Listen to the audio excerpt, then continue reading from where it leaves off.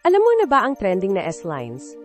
Marahil ay nilamon na nito ang buong newsfeed mo sa TikTok, Facebook at Twitter.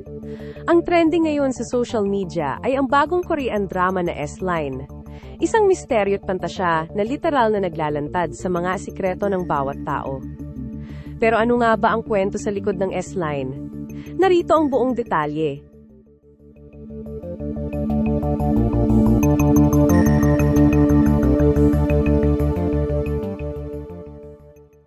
Ang S-line ay isang live-action adaptation mula sa sikat at controversial na webtoon ni Kumabi.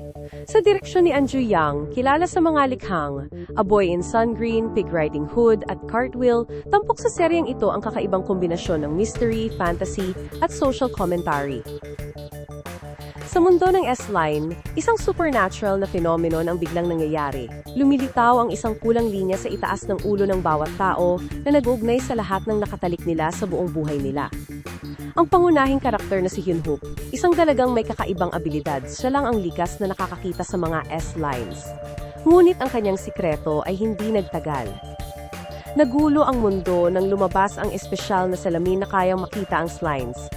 Unti-unting nawala ang privacy at bumagsak ang lipunan sa kaguluhan at panghuhusga.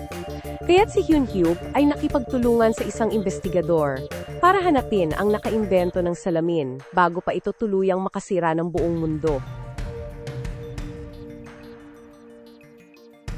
Bakit nga ba ito trending sa buong Pilipinas?